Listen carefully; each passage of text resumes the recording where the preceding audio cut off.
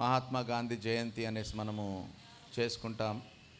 That is limited for only India. Abraham Lincoln తన యొక్క బర్త్డేని American celebrate చేసుకుంటారు. whereas the birth of Lord Jesus Christ is being celebrated throughout the world. లోకమంతా కూడా ప్రజలు celebrate చేసుకుంటున్నారు. What is the uniqueness of the birth of Lord Jesus Christ? యేసుక్రీస్తు ప్రభు యొక్క జన్మకు గల ప్రత్యేకత ఏంటి అనేటువంటిది నీవు నేను తెలుసుకోవడానికి ప్రభు ఇచ్చినటువంటి ఈ యొక్క గొప్ప ఏర్పాటును బట్టి దేవుని స్తుతిస్తున్నాం. కొన్ని పర్యాయంలో మనం అనుకోవచ్చు this is a festival for Christians అని. కానీ యేసుక్రీస్తు ప్రభువు జన్మించినటువంటి ఆ సమయంలో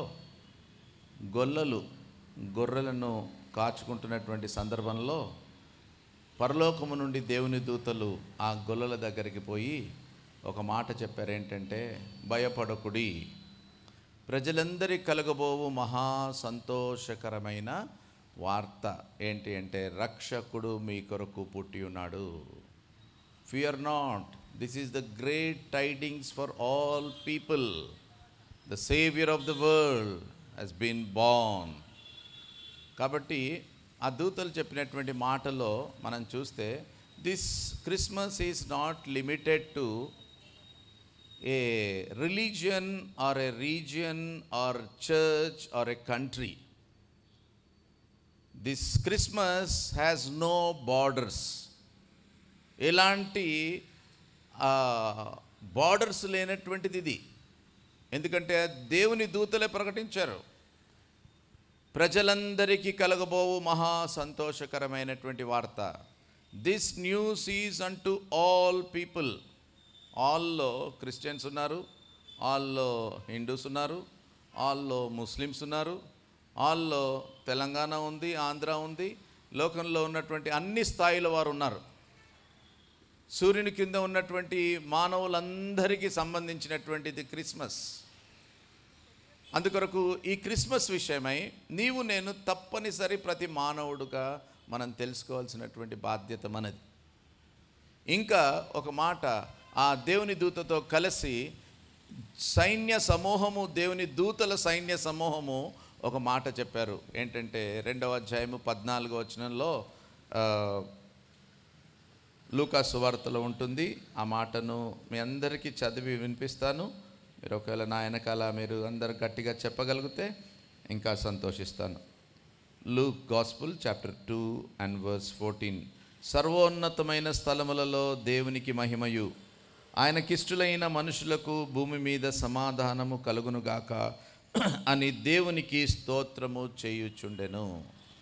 నా వెనకాల అందరూ కూడా రిపీట్ చేసి చెప్తే I will be very happy. సర్వోన్నతమైన స్థలములలో, గట్టిగా చెప్పండి, సర్వోన్నతమైన స్థలములలో దేవునికి మహిమయు, ఆయనకిష్టులైన మనుషులకు భూమి మీద సమాధానము కలుగునుగాక. చాలండి.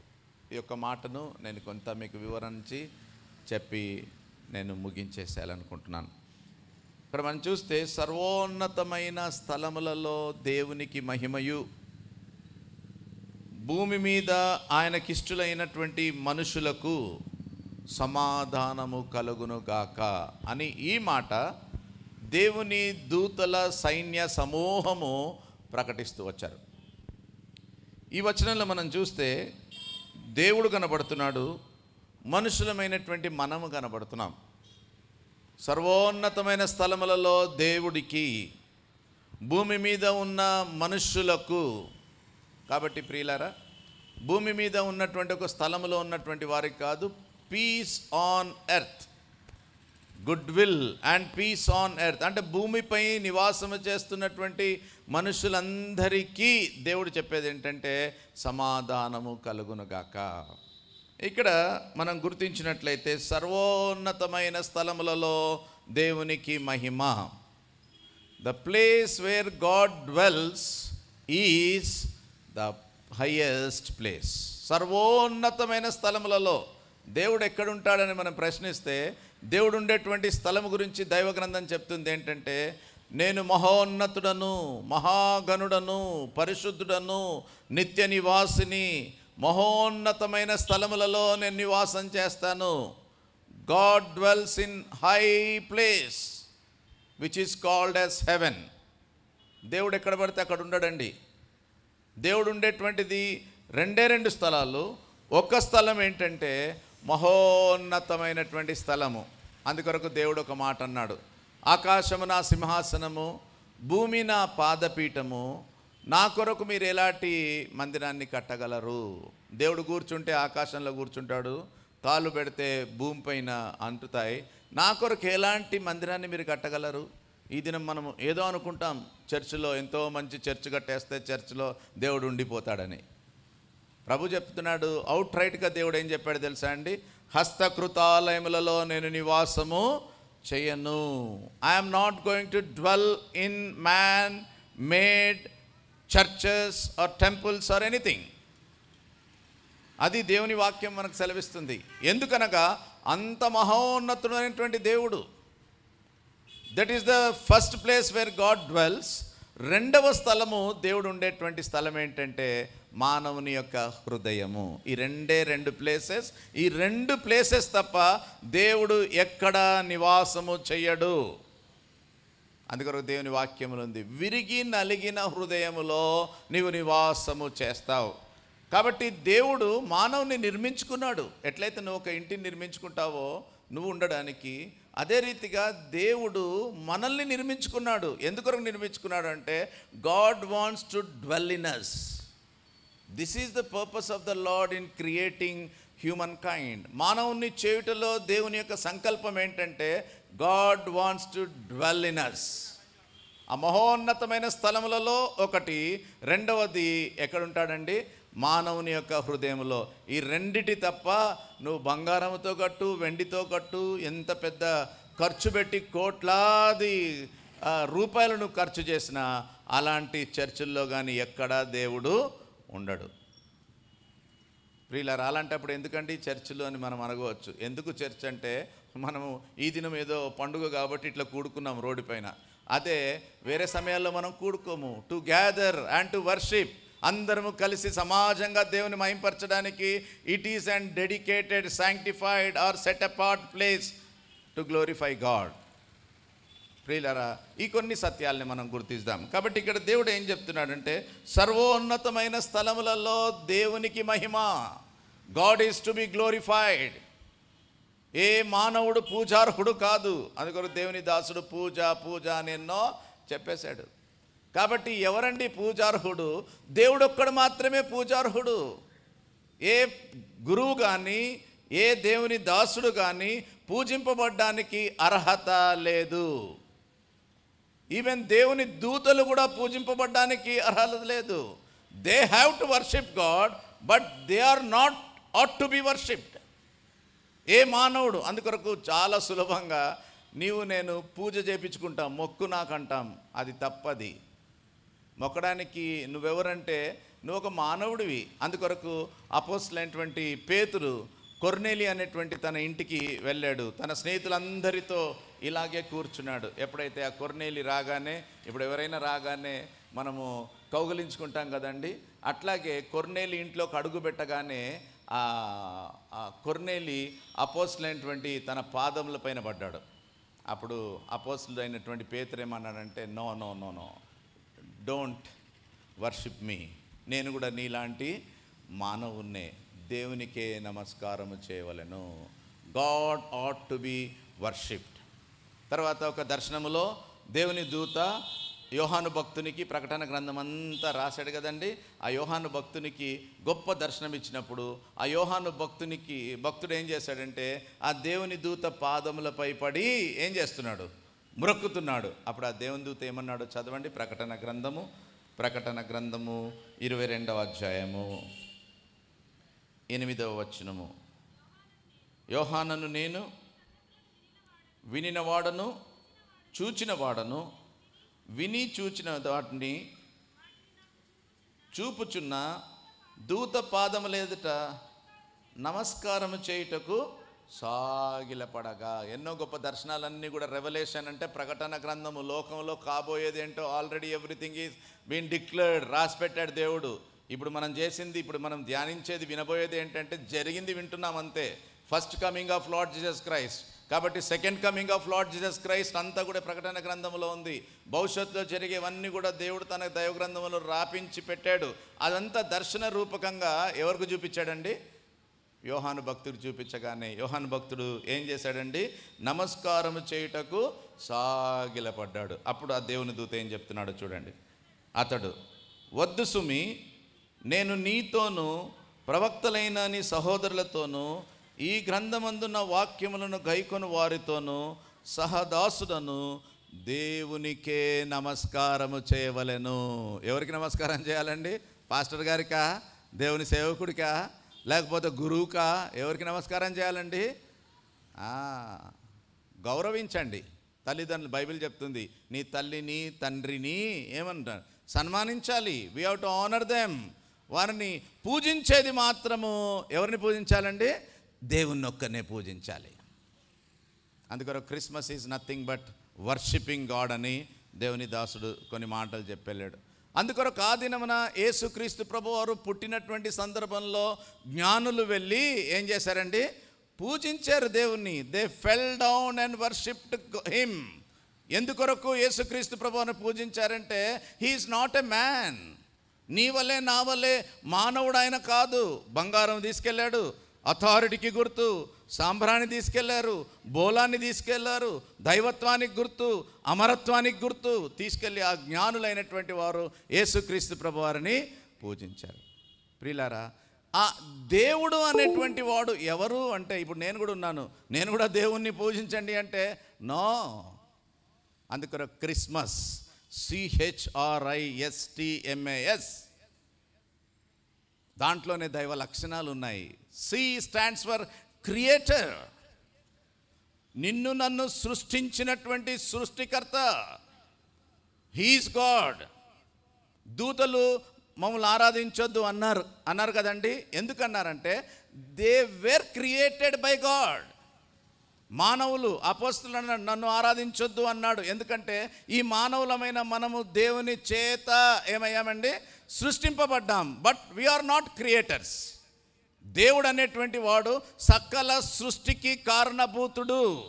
ఆయన మనల్ని చేయాలే కానీ మనం కాదు ఆయనను చేసేది. God has created. అందుకొరకు లోకములు ఎన్నో థియరీస్ ఉన్నాయి. ఇట్లా సృష్టి వచ్చింది, అట్లా సృష్టి వచ్చింది, మానవుడు ఇట్లా సృష్టింపబడ్డాడు. ఇవన్నీ కూడా మ్యాన్ మేడ్ థియరీస్. ఆ థియరీస్ మీరు ఎన్ని చదివినా మీ యొక్క ఆత్మ దాన్ని అంగీకరించదు. కానీ you come to Bible, chapter 1 of Genesis, go through first chapter, the order of creation నీ హృదయానికి హత్తుకుంటుంది. Because it is truth. ప్రియమైనటువంటి వారలారా, గాడ్ హ్యాస్ క్రియేటెడ్ అస్. రెండవ లక్షణం దేవుడిది ఏంటి తెలుసా అండి? Holi God. God is not a sinner. నీవు నేను పాపాత్ములము, నోరు తెరిస్తే అబద్ధాలు ఆడతాము, కన్నులు దుష్ట కన్నులు, మూర్ఖపు మనసు, అహంకారమైనటువంటి బుద్ధి, తర్వాత ఎన్నో పొరపాట్లు మనం చేస్తాం. అందుకొరకు అన్నిటికీ సారీ సారీ సారీ సారీ అని చెప్పుకుంటేనే ముందుకెళ్ళిపోతుంది మన బండి. వెరాజ్ గాడ్, దేవుడు ఎవరంటే హీస్ హోలీ. అందుకొరకు దేవుని వాక్యం చెప్తుంది ఏంటంటే, మహాగణుడను నేను, మహోన్నతుడను, పరిశుద్ధుడను. I am holy. God should be holy. తర్వాత మూడవది ఏంటి అంటే, R stands for righteousness. Righteousness అంటే దేవుడు నీతిమంతుడు. ఆ నీతిమంతుడు అంటే అర్థం ఏంటంటే, మాటలో కానీ, చేతిలో కానీ, తలంపులో కానీ ఎక్కడ ఎలాంటి రిగ్రెట్స్ లేక పొరపాటు చేయనటువంటి వాడు. రైచియస్ అంటే అర్థం ఏంటంటే, the root word for righteous is right. అందుకొరకు కండక్టర్ కూడా ఏమంటాడు? రైట్ అంటే బస్ని ఏం చేస్తారండి? అంతే కాదు, what ever God does is right. That is the reason God is called as righteous God. నీతి న్యాయములు ఆ పరమాత్ముని యొక్క సింహాసనమునకు ఆధారములు. ఇవి దైవ లక్షణాలు మనం చూస్తే. తర్వాత ఐ అంటే ఇమ్యూటబుల్ అంటే అర్థం ఏంటంటే there is no change in him. ఈ దినమున నీవు నేను చూస్తే అదే 20 సంవత్సరాలు 25 సంవత్సరాలకు యంగ్ అండ్ ఎనర్జెటిక్ ఉంటావు. అదే 30-40 ఇయర్స్కి కొంచెం డౌన్ అవుతావు. 40-50 ఇయర్స్కి కొంచెం డౌన్ అవుతావు. 60-70 ఇయర్స్కి ఇంకా డౌన్ అయిపోతావు. అర్థమైందా అండి? మనలో చేంజెస్ ఉంటాయి. Whereas in God, దేవునిలో there are no changes.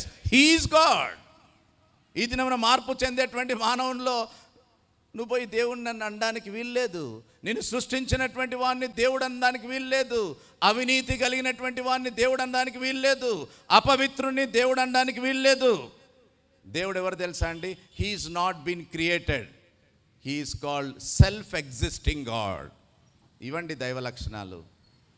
ఈ దినమున మానవునికి దైవ జ్ఞానం అనేటువంటిది రావాలి అంటే అందుకొరకే the purpose of Lord Jesus Christ coming in to this world is to give wisdom and knowledge about God.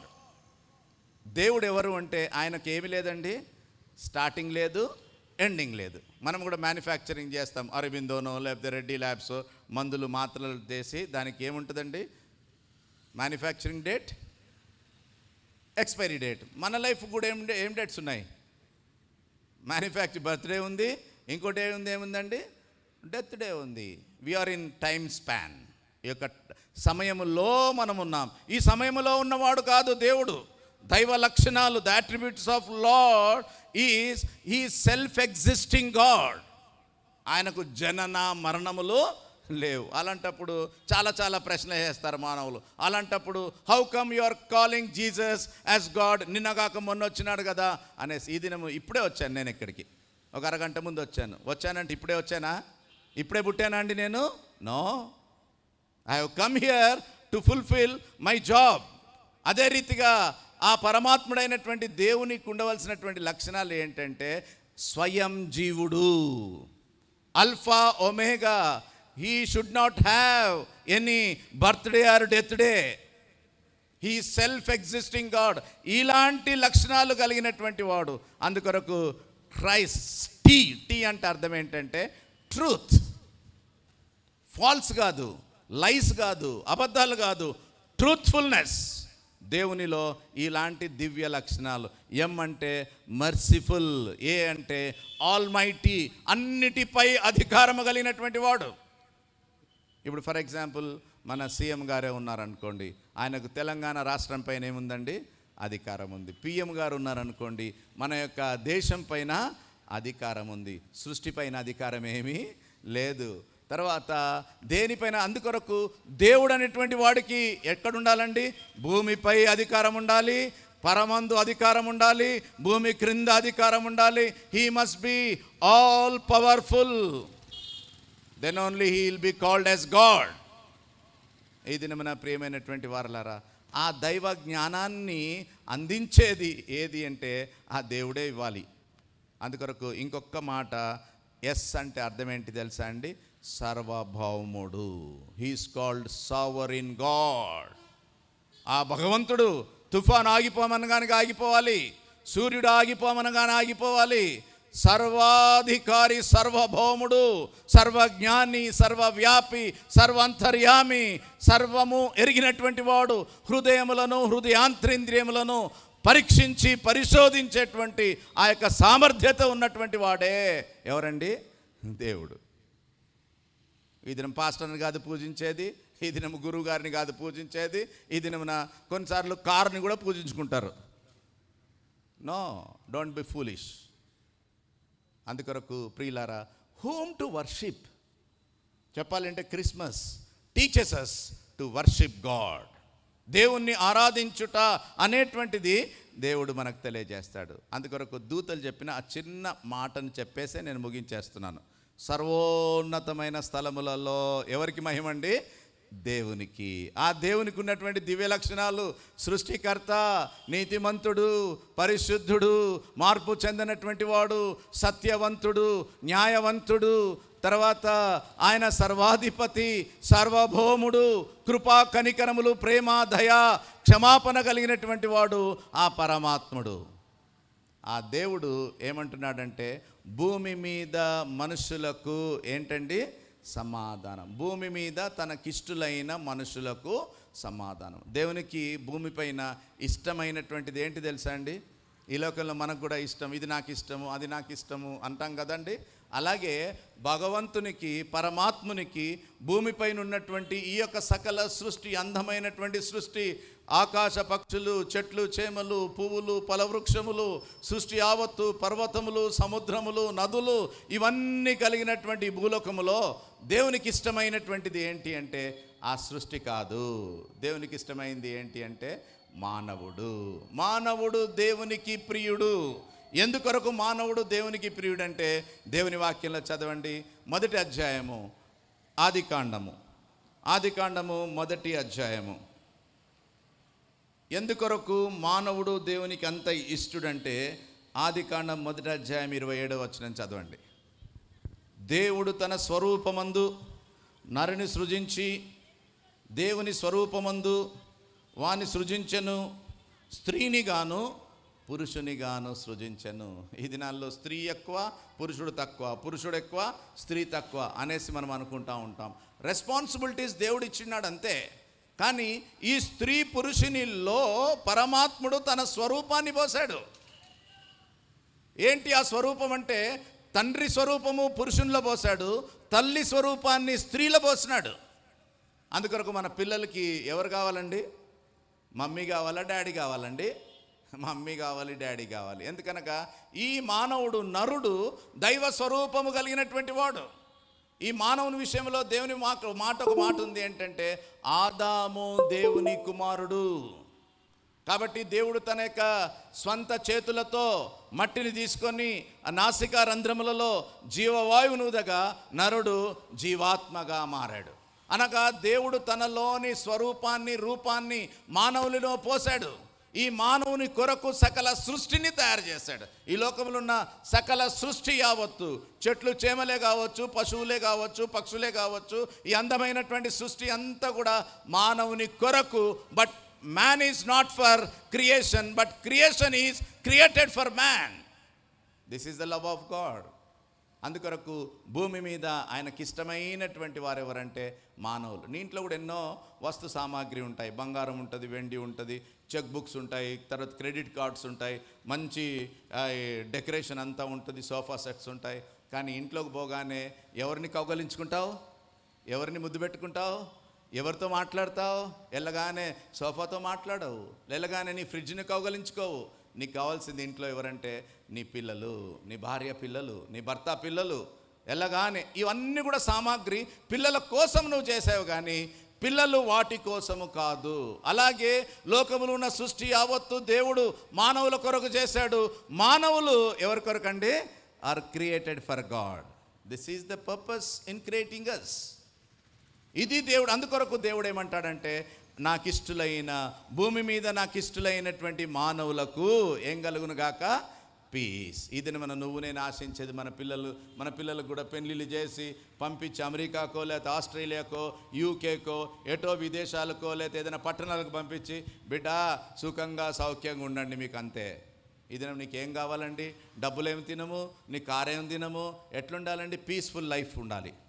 That's what we crave for. మళ్ళీ ఆ సమాధానం విషయమే దేవుడు ఇక్కడ మాట్లాడుతున్నాడు. ఏంటంటే భూమి మీద ఉన్న మనుషులకు ఏం కలుగును కాక? సమాధానము కలుగును కాక అని యేసుక్రీస్తు ప్రభు యొక్క పుట్టుకకు లింక్ చేసి పెట్టాడు ఆ మాట. ఎందుకొరకు ఆ రీతిగా లింక్ అయింది అంటే మానవుని యొక్క పరిస్థితి.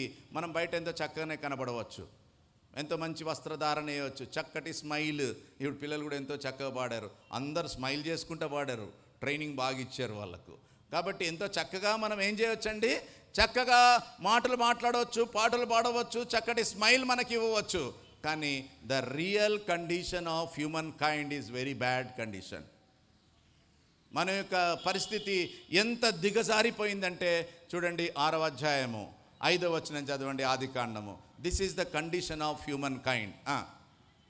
నరుల చెడుతనము భూమి మీద గొప్పదనియు వారి హృదయం యొక్క తలంపులలోని ఊహంతయు ఎల్లప్పుడూ కేవలము చెడ్డదనియు యెహోవా చూచి, దేవుడు చూస్తాడండి, ప్రతి ఒక్కరిని దేవుడు చూస్తాడు. నువ్వే ఒక కంపెనీలో నీకు ఒక 10 మంది 20 మంది 300 మంది ఎంప్లాయీస్ని పెట్టుకుంటే ప్రతి ఒక్కరిని బయోడేటా, ప్రతి ఒక్కరిని రిపోర్ట్ను తీసుకుంటావు.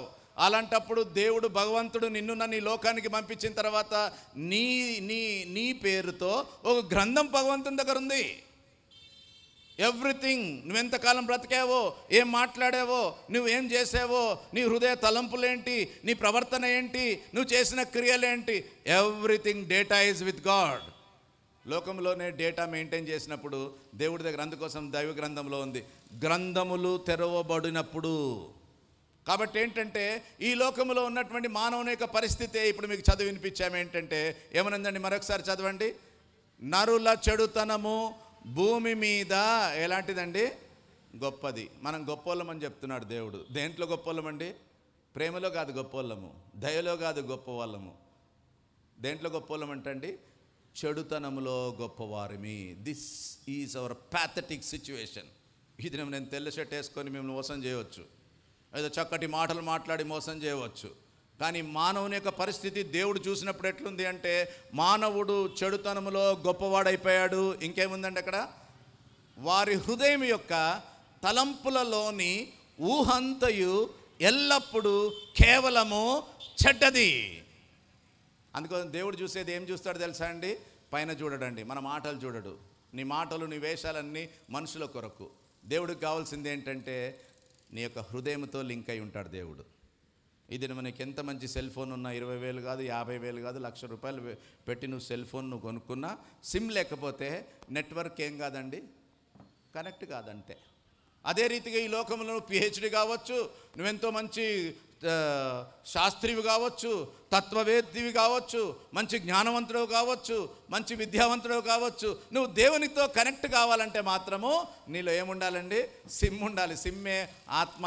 అందుకోసం దేవుడు ఏమన్నాడంటే, దేవుడు ఆత్మ గనుక ఆయనను ఆరాధించువారు ఎట్లా ఆరాధించాలండి? ఆత్మతో ఆరాధించాలి. డబ్బులతో కాదు మనం చేసేది. ఈ పైన వేషాలు మాటలన్నీ నీకు మంచి ఉద్యోగం రావాలనుకో, కమ్యూనికేషన్ స్కిల్స్ కావాలి. కానీ దేవునితో నీకు కనెక్ట్ కావాలనుకో, నీ ఆత్మతో మాత్రమే భగవంతునికి నువ్వేమవుతావండి? కనెక్ట్ అవుతావు. అందుకొరకు దేవుడు ఏమంటున్నాడంటే, హృదయం యొక్క తలంపులలోని ఊహంతయు ఎల్లప్పుడూ కేవలము చెడ్డది. This is hour situation. నేను కూడా ఒక ఇంటికి వెళ్ళాను, జగన్మోహన్ రెడ్డి అని ఇదే కాలనీలో ఉంటారు. ఆయన ఇంటికి వెళ్ళాను. వారి బావగారు వచ్చారు. బావగారు కూర్చున్నటువంటి సమయంలో, అన్న మా బావగారికి కొంచెం వాక్యం చెప్పన్నాడు ఆయన. అప్పుడు ఆ బావగారు ఏమన్నాడు తెలుసా అండి? సార్ ఏమని చెప్పండి కానీ నేను పాపిని అని చెప్పొద్దు సార్ అన్నాడు.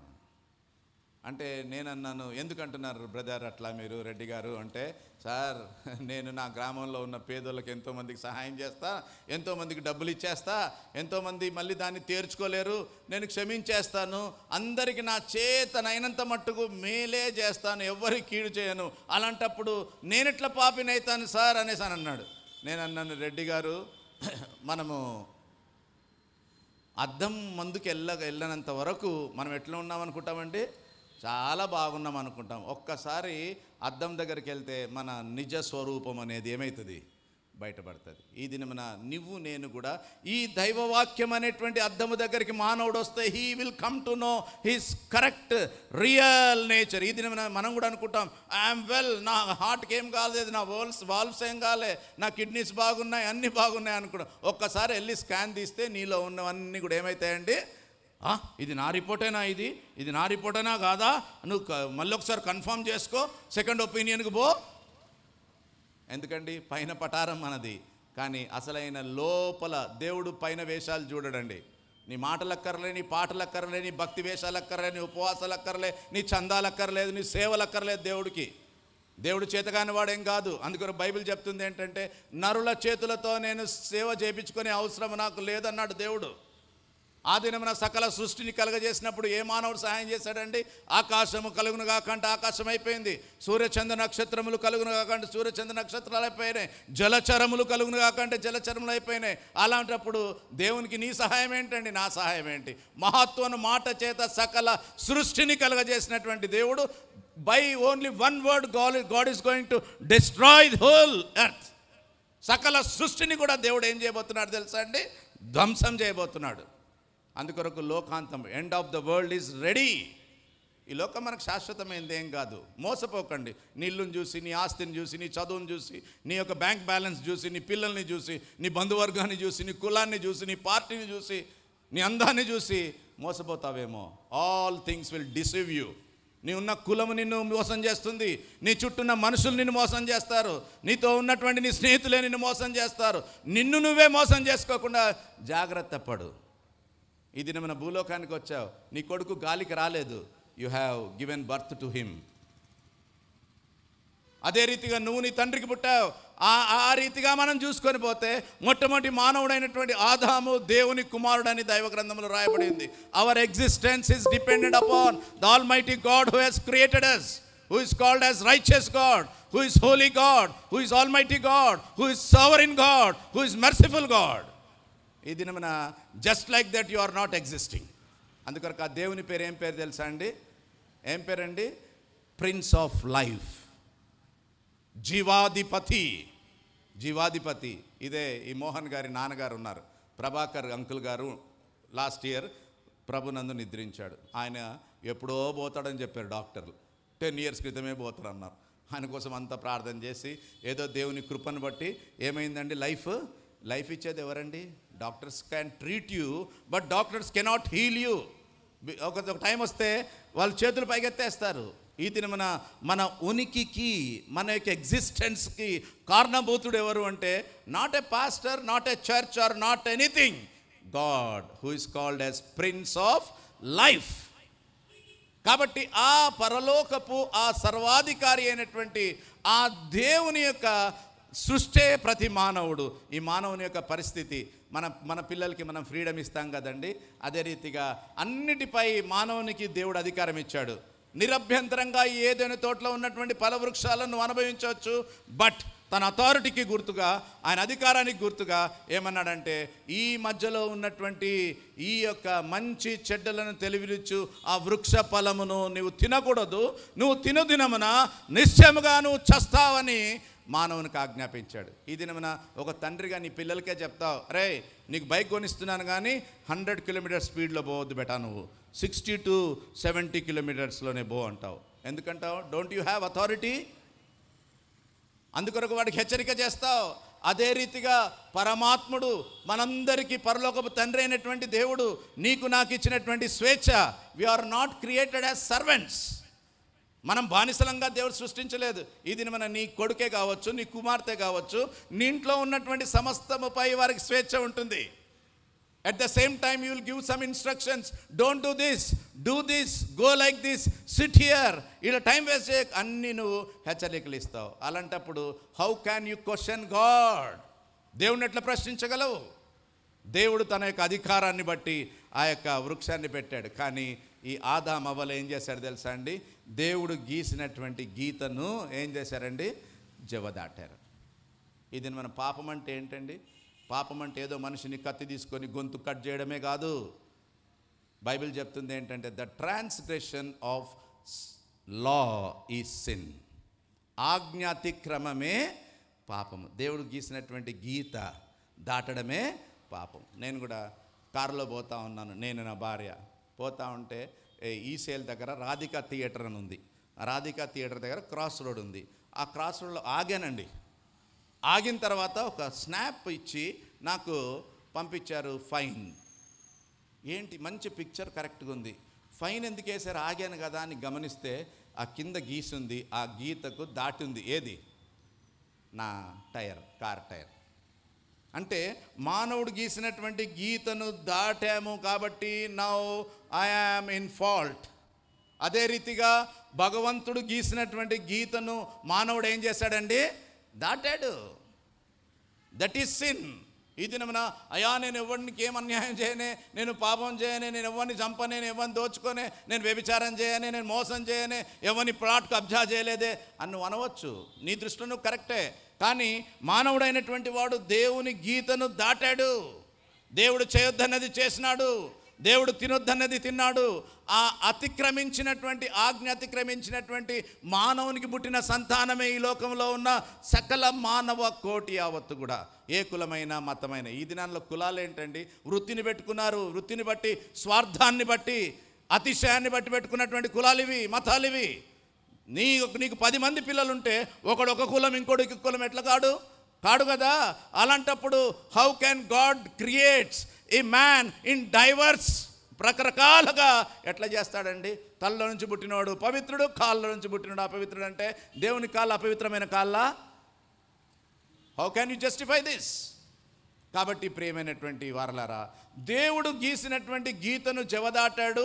మొట్టమొదటి మానవుడైనటువంటి ఆదాముకు పుట్టినటువంటి సంతానమే నరల్ జాతి యావత్తు. చదవండి దేవుని వాక్యంలో ఎంత చక్కగా ఉంది. రోమిలకు రాసినటువంటి పత్రిక 5వ అధ్యాయం 12వ వచనం ఏం చెప్తుందో చూడండి. రోమన్స్ చాప్టర్ 5 and verse 12, 12వ వచనము. ఇట్లుండగా ఒక్క మనుషుని ద్వారా పాపము ద్వారా మరణమును లోకములో ఎలాగూ ప్రవేశించెనో. ఒక్కడికి కరోనా వచ్చిందనుకోండి. ఇప్పుడు కరోనాతో ఒక్కడుంటే అదంతా ఎవరికి సోకొచ్చండి? ఉన్న వాళ్ళందరికీ. అందుకొరకు ఈవెన్ న్యూ ఇయర్ సెలబ్రేషన్స్ కూడా ఏం చేయాలనుకుంటున్నారు? ఆఫ్ చేసేసేయాలి, దీన్ని అరికట్టాలి, ఇది ప్రాకిపోతుందేమో, ఒమిక్రాన్ రేడియంట్ ఉంది, బాగలేదు, ఇప్పటికే హండ్రెడ్స్ ఆఫ్ కేసెస్ పెరిగిపోతున్నాయి అంటే అదందరికీ పాకుతుందేమో. ప్రియులారా, దానికంటే భయంకరమైనటువంటి రోగంతో మానవులమైన మనం ఉన్నాం. మనదంతా పైన పటారమే.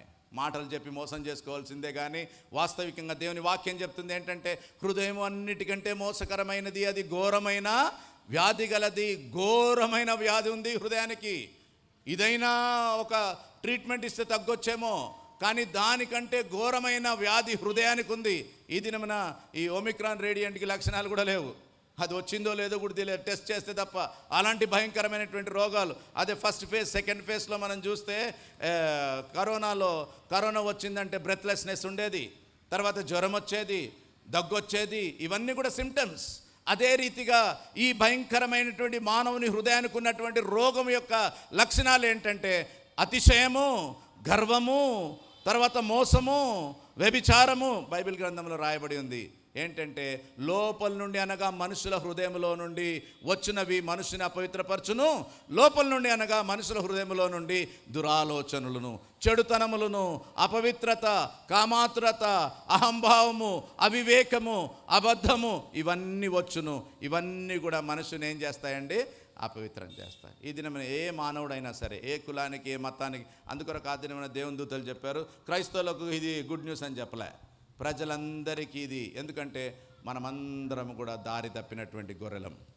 ఈ దినమున ఏ మానవుడు కూడా చెప్పలేడు, ఐ యామ్ హోలీ, నేను పవిత్రుడను, నా యొక్క నోరు పవిత్రమైంది, నా కళ్ళు పవిత్రమైనవి, నా హృదయం పవిత్రమైంది, నా థాట్స్ పవిత్రమైనవి అని చెప్పగలిగిన మానవుడు ఎవడు లేడు. బైబిల్ ఏం చెప్తుంది తెలుసా అండి?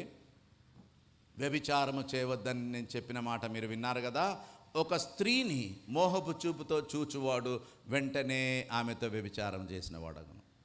పోయి చేస్తేనే కాదండి వ్యభిచారము, నువ్వు చూపులోనే మోహపు చూపుతో చూస్తేనే వ్యభిచారము. దొంగతనం అంటే బ్యాంకు దోపిడీ చేస్తేనే కాదు దొంగతనము, నీకు కాని దాన్ని ఆశించడమే దొంగతనం బైబిల్ చెప్తుంది.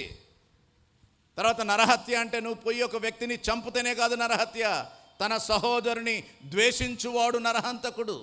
ప్రియమైనటువంటి సోదరులారా, స్నేహితులారా, సహోదరులారా, ఈ లోకంలో ఉన్నటువంటి మనమందరము కూడా ఈ దినమున మన దృష్టికి మనం నీతిమంతులమే కావచ్చు. అందుకొరకు నేను చెప్పాను కదా, ఆ జగన్మోహన్ రెడ్డి అని ఇక్కడ కేపీహెచ్బి కావాలి, వాళ్ళ బావగారు చెప్పారు, నన్ను పాపి అనకండి సార్ అని. ఈ మాటలన్నీ చెప్పిన తర్వాత అయితే నేను కూడా పాపుల లిస్టులో ఉన్నట్టే సార్ అన్నాడు ఆయన. ఎందుకంటే అద్దం ముందుకెళ్తే మన పరిస్థితి. చెప్పగలవా? అబద్ధాలు ఆడలేదా? మోసం చేయలేదా? దొంగతనం మనలో లేదా? ఇతరులది మనం ఆశించలేదా? కామము నీలో లేదా? మోహము నీలో లేదా? అతిశయము నీలో లేదా? గర్వము నీలో లేదా? అందుకని దేవుడు ఏమంటున్నారే, మీరు పాపములో గొప్పోళ్ళు రా మీరు. ప్రియులారా, దేవుడు పరమాత్ముడు పాపముతో కాంప్రమైజ్ కాడు. ఈ దినమున నీ ఇల్లే ఒకవేళ నీట్గా లేకుండా అంత చెత్త ఎక్కడ పడి ఉండి దుమ్ము అంతా ఉంటే నువ్వు ఎంత చిరాకు పడతావు, ఎంతో విసుక్కుంటావు. మళ్ళీ అలాంటప్పుడు నీ హృదయంలో అపవిత్రత ఉంటే నీకెట్లా పీస్ ఉంటుంది? నీలో ద్వేషము, కక్ష, పగ, ఈర్ష, స్వార్థము, ఈ అపవిత్రమైనటువంటి హృదయంతో భగవంతుడు ఏ రీతిగా సహవాసం చేయగలడు? How can you live peacefully? అందుకొరకు దేవుని వాక్యం ఏం చెప్తుందంటే, దుష్టునికి ఏముండదండి? నెమ్మది ఉండదు. దుష్టుడు అంటే దేవుని మార్గం నుండి తప్పిపోయినటువంటి వాడికి నెమ్మది ఉండదు. ఈ లోకంలో ఇప్పుడు చూస్తే ఎంతోమంది న్యూస్లో ప్రతిరోజు చూస్తూనే ఉన్నాం. నిన్న కాకుండా మొన్న అనంతపురంలో ఒక అమ్మాయి సూసైడ్ చేసుకుందంట. ఎంతోమంది ఫిల్మ్ యాక్టర్స్, ఎంతోమంది రిచ్ పీపుల్ ఏదో నదిలో పడి చచ్చిపోవడం వింటున్నాం, ఆత్మహత్య చేసుకోవడం వింటున్నాం. ఎందుకండి? Why they want to die. ఒక యవనస్తుడు హెచ్యులో 2015లో ఒక సూసైడ్ నోట్ రాశాడు. ఏమని రాశాడు తెలుసా అండి? For my death I'm responsible, no one is responsible. I'm dying because I feel great gap between my soul and my spirit. That is the reason I am ending my life అన్నాడు. మంచి విద్యావంతుడే, ఆరోగ్యవంతుడే, తల్లి ఉంది, మంచి friend circle ఉంది, అన్నీ ఉంది. కానీ ఆ సూసైడ్ నోట్ రాసేసి చచ్చిపోయాడు. ఎందుకంటే దెర్ ఈస్ గ్రేట్ వాక్యూమ్, అనగా నా హృదయంలో ఒక పెద్ద అగాధాన్ని నేను అనుభవిస్తున్నాను. ఇది నువ్వు పొట్ట తిండితో నింపవచ్చు, బుర్ర జ్ఞానంతో నింపవచ్చు. నీ బుర్రలో కాదు దేవుడు ఉండేది, నీ పొట్టలో కాదు దేవుడు ఉండేది, నీ జోబులో కాదు దేవుడు ఉండేది. The God's dwelling place is your heart. అందుకొరకు దేవుని వాక్యంలో ఉంది, they that worship God should worship him in spirit and in truth. ఆత్మతో పరమాత్ముడు కనెక్ట్ అవుతాడు. మన యొక్క ఆత్మ పరిస్థితి ఏంటంటే, there is sin inside. మన హృదయంలో పాపం ఉంది. ఈ పాపం అనేది దేవునికి, మానవునికి ఏమైందండి? అడ్డొచ్చేసింది. అందుకొరకు దేవుని వాక్యములో ఒక మాట ఉంది ఏంటంటే, మీ పాపములు, మీ దోషములు నాకును మీకును మధ్యలో అడ్డుగా. అందుకొరకు we're not having relationship with God.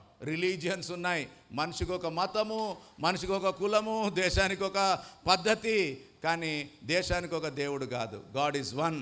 సూర్యుడు ఒక్కడే. ఈ దినం ఆంధ్ర, తెలంగాణ వేరైపోవచ్చు, కానీ సూర్యుని వేరు చేసుకోలేము. సూర్యుడు నాకు వద్దు అన్నటువంటి వాడు ఎవడూ లోకములో ఉండడు. అలాంటప్పుడు సూర్యుని సృష్టించినటువంటి పరమాత్ముడు కూడా హీఈస్ వన్. దేవుడు ఒక్కడే. ప్రియమైనటువంటి స్నేహితులారా, ఎట్లయితే ఇంటికి తండ్రి ఒక్కడే ఏ రీతిగా ఉంటాడో, సర్వలోకానికి పరమాత్ముడు ఒక్కడే. ఆ పరమాత్ముడు అయినటువంటి వాడు ఎవరు తెలుసా అండి? He is merciful God. ఆయన కనికరము కలిగినటువంటి దేవుడు. ప్రియులారా, నేను ఒక్క ఉదాహరణ చెప్పేసి నేను మీకు ఈ యొక్క సంభాషణను లేక ఈ యొక్క వర్తమానాన్ని ముగించాలని ఆశిస్తున్నాను. ప్రియమైనటువంటి వారు, ఒక ఇల్లు కాలిపోయిందంటండి. అయ్యో ఇల్లు కాలిపోయిందనేసి ఆర్పేసిన తర్వాత ఆ ఇంట్లోకి పోయి చూస్తే ఒక కోడి కాలిపోయింది. అయ్యో ఎందుకు ఈ కోడి కాలిపోయింది అనేసి బాధపడుతూ ఇంటి యజమానులు కర్ర తీసుకొని బయటికి ఇట్లా నెట్టేశారు. నెట్టేసినప్పుడు రెక్కల కింద నుంచి బ్రతికిన పిల్లలు బయటపడ్డాయి. అప్పుడు they have come to know, ఈ పిల్లల కొరకు తల్లి కోడి ప్రాణం పెట్టింది అనేటువంటిది, ఆ ప్రేమ విషయం వారు ఎరిగారు. ప్రేమైనటువంటి స్నేహితులారా, ఆ కోడిలోనే, ఆత్మ లేని కోడిలోనే పిల్లల పట్ల అంత ప్రేమ ఉంటే, ఈ దినమున నీవు నేను ఎన్ని పాపాలు చేసినా ఈ పాపానికి వచ్చే నిత్య నరకానికి వెళ్ళుట పరమాత్మునికి ఇష్టము లేక, ఆ నిత్య నరక శిక్ష నుండి ఆయన యొక్క న్యాయం ప్రకారము పాపాత్ముడు శిక్షించబడాలి. ఈ పాపానికి వచ్చే జీతము నిత్య నరకము, అగ్ని ఆరదు, పురుగు చావదు. ఆ శిక్ష నుండి తప్పించడానికే పైనుండి కిందకు దేవుడు దిగొచ్చాడు. ప్రియమైనటువంటి వారలారా, యేసుక్రీస్తు ప్రభువారు being a God, he left his glory. ఆ హెవెన్లీ ప్లేసెస్లో ఉండేటువంటి పరమాత్ముడు ఈ లోకానికి దిగి వచ్చాడు. ఆయన ఉన్నట్టు ఈ లోకానికి వస్తే నువ్వు నేను సరిపోము. ఎందుకనగా సమీపించరాని తేజస్సు కలిగినటువంటి దేవుడు. ఈ దినమున నీకు నాకు సరిపోవాలంటే నీ వలే నా వలే ఈ లోకానికి రావాలి. అందుకొరకు అంత గొప్ప ఆకాశ మహాకాశములు పట్టజాలని దేవుడై ఉండి ఆయన ఎంతగా తగ్గించుకున్నాడు అంటే, తండ్రితో కూడా ఉండుట విడిచిపెట్టకూడని భాగ్యమని ఎంచుకొని మనుష్య పోలికగా పుట్టి దాసుని స్వరూపాన్ని ధరించి తన్ను తాను రిక్తునిగా దేవుడు నిన్ను నన్ను రక్షించడానికి జీరో అయిపోవాల్సి వచ్చింది. ఆ హీరో అయినటువంటి దేవుడు నీ కొరకు నా కొరకు జీరో అయిపోవాల్సి వచ్చింది. నేను కూడా చిన్న వయసులో ఉన్నప్పుడు బస్సులో ప్రయాణం చేస్తున్నా. మా నాన్నగారు పక్కన ఉన్నారు. స్పీడ్గా పోతున్న బస్సులో నుంచి బయటికి ఊసాను. అది ఆ ప్రెషర్కి, గాలి ప్రెషర్కి వెనకాల ఉన్న సీట్ ఆయన ముఖం మీద పోయి పడింది. కోపంతో లేచాడు కొట్టడానికి. అది గమనించినటువంటి మా నాన్నగారు వెంటనే ఆయన దగ్గరికి వెళ్ళి సారీ సార్ అని క్షమాపణ అడిగి కర్చీఫ్ తీసి ముఖమంతా దుడిచాడు. ప్రియరారా, బుద్ధిహీనుడిగా ఊసింది నేను, తుడిచింది ఎవరండి? మా నాన్నగారు తుడిచారు. This is the love of father. ఆ యొక్క ప్రయాణం చేస్తున్నటువంటి బస్సులో ఎంతోమంది తండ్రులు ఉన్నప్పటికీ ఏ తండ్రి లెగలేదు, ఆయన దగ్గర పోయి క్షమాపణ అడగలేదు. నన్ను కన్న తండ్రి మాత్రమే వెళ్ళాడు, క్షమాపణ అడిగాడు. ఇల్లంతా కాలిపోయినప్పుడు అన్ని కోళ్ళు వెళ్ళిపోయాయి, కానీ ఒక్క కోడి మాత్రమే పిల్లల కొరకు తన ప్రాణం పెట్టగలిగింది. ఎందుకొరకంటే కన్న కోడి, కన్న తండ్రి. ప్రియమైనటువంటి వారలారా, అదే రీతిగా ఈ తండ్రి, మా నాన్న కూడా పవిత్రుడేం కాదు, పాపాత్ముడైనటువంటి మా నాన్నగారే, అనేక తప్పులు కలిగిన మా నాన్నగారికే నా మీద అంత ప్రేమ ఉంటే, ఆత్మ లేని కోడికే తన పిల్లల పైన అంత ప్రేమ ఉంటే, సకల మానవ కోటి భూలోకములు ఉన్నటువంటి మనందరికీ పరలోకపు తండ్రి అయినటువంటి దేవునికి ఇంకెంత ప్రేమ ఉంటుందో ఒక్కసారి గుర్తుపెట్టుకోండి. అందుకొరకు దేవుని పేరేంటి తెలుసా అండి? God is love. ఆయన ప్రేమ స్వరూపి.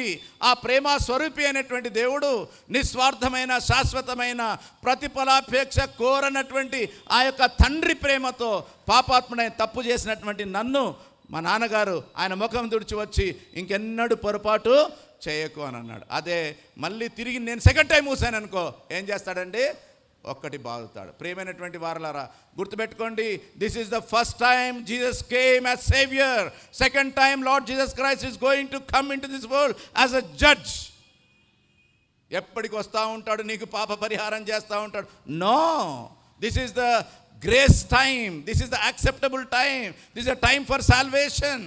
అందుకొరకు ప్రియమైనటువంటి వారలారా, యేసుక్రీస్తు ప్రభువారు కూడా ఈ లోకానికి వచ్చాడు. ఎప్పుడు వచ్చాడంటే దాదాపు 2021 సంవత్సరాల క్రిందట ప్రపంచానికి మధ్యస్థలమైనటువంటి మెడిటేరియన్ సీ, ఆ సీ దగ్గర ఉన్నటువంటి యెరూషలేములో కన్యక గర్భములో పరిశుద్ధాత్మ శక్తి ద్వారా ఈ భూలోకములో జన్మించాడు. ఎప్పుడైతే ఆ కన్య మరియా తాను గర్భం ధరించింది అని తన భర్త, ఆ ప్రధానం చేయబడినటువంటి ఎంగేజ్మెంట్ అయినటువంటి ఆ భర్త అయినటువంటి యోసేపు తెలుసుకున్నాడో, ఆయన రహస్యంగా వదిలిపెట్టేసేయాలనుకున్నాడు.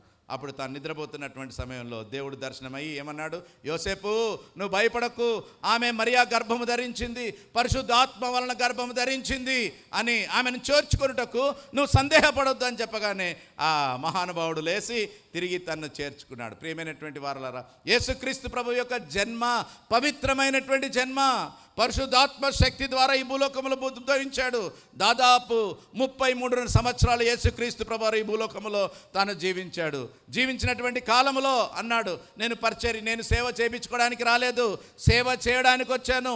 అనేకులకు బదులుగా నా ప్రాణాన్ని క్రయధనముగా చెల్లించడానికి వచ్చానని యేసుక్రీస్తు ప్రభువారు చెప్పాడు. సకల మానవ కోటికి యేసుక్రీస్తు ప్రభువారు సేవ చేశాడు. కుంటివారిని బాగు చేశాడు, కుష్ఠరోగులను స్వస్థపరిచాడు, ఆదరణ లేనటువంటి దుఃఖములో ఉన్న వారిని వెళ్ళి ఆదరించాడు, బలహీనులైనటువంటి వారిని వెళ్ళి బలపరిచాడు, 5 రొట్టెలు 2 చేపలను దీవించాడు, 5,000 మందికి ఆహారంగా పంచిపెట్టాడు, గాలి తుఫాను ఆపివేశాడు. ప్రియులారా, ఎన్నో అద్భుత ఆశ్చర్యకార్యాలు యేసు ప్రభు చేసి రుజువు చేసుకున్నాడు ఐఎమ్ గాడ్ అని. The ultimate purpose of Lord Jesus Christ coming into this world to pay the ransom, అనగా ఈ యొక్క క్రయధనాన్ని చెల్లించడానికి మా నాన్న లేచాడు, వెనకకి వెళ్ళాడు ఆయనను క్షమాపణ అడగడానికి. ఆ కోడి రెక్కలు తెరిసింది పిల్లల్ని రక్షించడానికి.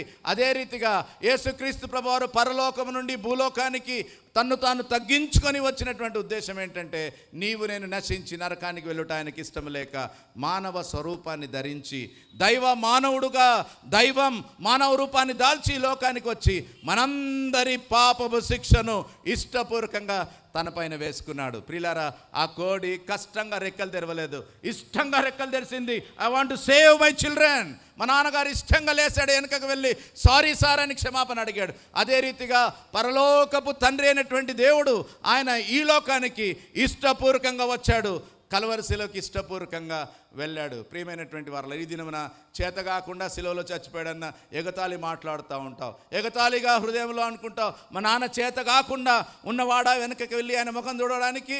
ఆ కోడికి చేత కాదు కాబట్టి చచ్చిందా? No, to save her children, నన్ను రక్షించడానికి. అందుకొరకు యేసుక్రీస్తు ప్రభువారు, ఆయన పేరు బైబిల్ గ్రంథం ఏం చెప్తుంది తెలుసా అండి? లోక పాపమును మోసుకొని పోవు దేవుని గొర్రెపిల్ల. ఈ దినమున నీవు నేను మన పాప పరిహారం కొరకు కోడ్లను, గొర్రెలను, తర్వాత రకరకాల పశువులను వధిస్తూ ఉంటాం. ప్రియమైనటువంటి స్నేహితులారా, సహోదరులారా, మన పాపం పరిహరించబడాలి అంటే మనిషి రక్తము చిందించబడాలి. పాప పరిహారం రక్త ప్రోక్షణం అవశ్యం. తద్రక్తం పరమాత్మేనా పుణ్యదాన బలియాగం. పరమాత్ముడు బలి అయితే తప్ప నీ పాపానికి పరిష్కారం లేదు. అందుకొరకు యేసుక్రీస్తు ప్రభువారు మనందరి పాప భారాన్ని తన పైన వేసుకొని ఆ కలువరసిలోకి వెళ్ళాడు.